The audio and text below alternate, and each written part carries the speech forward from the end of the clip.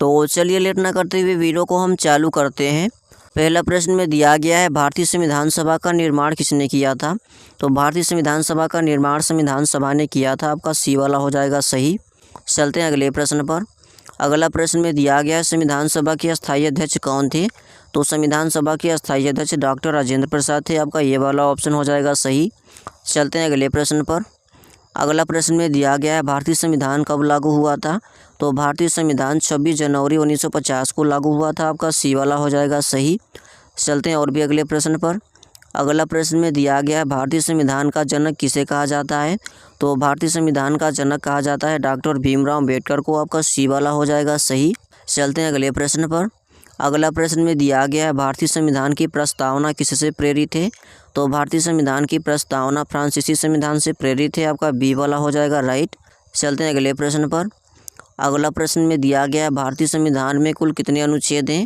तो भारतीय संविधान में वर्तमान में 448 अनुच्छेद हैं। पहले आपके 395 थे, लेकिन वर्तमान में 448 हैं। आपका बी वाला हो जाएगा सही। चलते हैं अगले प्रश्न पर। अगला प्रश्न में दिया गया है, निम्न में मुख्यमंत्री की नियुक्ति कौन करता है? तो मुख्यमंत्री की नियुक्ति राज्यपाल करते हैं। आपका ये वाला ऑप्शन हो जाएगा सही। चलते हैं अगले प्रश्न पर। अगला प्रश्न में दिया गया, मौलिक अधिकार किस भाग में है? तो मौलिक अधिकार आपका भाग 3 में है। आपका बी वाला हो जाएगा सही। चलते हैं अगले प्रश्न पर। अगला प्रश्न में दिया गया, नीति निर्देशक तत्व किस भाग में है? तो राज्य के नीति निर्देशक तत्व आपके भाग 4 में है। आपका हो जाएगा बी वाला, इसका भी हो जाएगा आपका सही। चलते हैं और भी अगले प्रश्न पर। अगला प्रश्न में दिया गया, भारतीय संविधान किस देश से संघीय व्यवस्था लेता है? तो यह लेता है अमेरिका से। आपका हो जाएगा बी वाला सही। चलते हैं अगले प्रश्न पर। अगला प्रश्न में आपको दिया गया, एकल नागरिकता की अवधारणा किससे ली गई है? तो एकल नागरिकता की अवधारणा ली गई है ब्रिटेन से। आपका सी वाला हो जाएगा सही। चलते हैं और भी अगले प्रश्न पर। अगला प्रश्न में दिया गया, संसद के कितने सदन हैं? तो संसद के आपके 2 सदन हैं। आपका बी वाला हो जाएगा सही। चलते हैं अगले प्रश्न पर। अगला प्रश्न में दिया गया है, लोकसभा का अधिकतम कार्यकाल कितने वर्ष का होता है? तो लोकसभा का अधिकतम कार्यकाल आपका होता है 5 वर्ष का। आपका बी वाला हो जाएगा राइट। चलते हैं और भी अगले प्रश्न पर।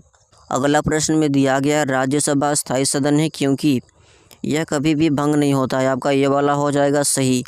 राज्यसभा स्थायी सदन है क्योंकि यह कभी भी भंग नहीं होता है। आपका ये वाला हो जाएगा राइट। चलते हैं अगले प्रश्न पर। अगला प्रश्न में दिया गया है, राष्ट्रपति का निर्वाचन कैसे होता है? तो राष्ट्रपति का निर्वाचन आपका प्रत्यक्ष रूप से होता है। आपका बी वाला हो जाएगा राइट। चलते हैं और भी अगले प्रश्न पर। अगला प्रश्न में दिया गया, राष्ट्रपति का कार्यकाल कितने वर्ष का होता है? तो राष्ट्रपति का कार्यकाल भी आपका 5 वर्ष का होता है। आपका बी वाला हो जाएगा सही। चलते हैं और भी अगले प्रश्न पर। अगला प्रश्न में आपको दिया गया है, भारत का संवैधानिक प्रमुख कौन है? तो भारत का संवैधानिक प्रमुख आपका राष्ट्रपति होते हैं। आपका बी वाला हो जाएगा सही। चलते हैं और भी अगले प्रश्न पर। अगला प्रश्न में दिया गया, वास्तविक कार्यपालिका की शक्ति किसके पास होती है? तो वास्तविक कार्यपालिका की शक्ति आपके प्रधानमंत्री के पास होती है। आपका सी वाला हो जाएगा सही।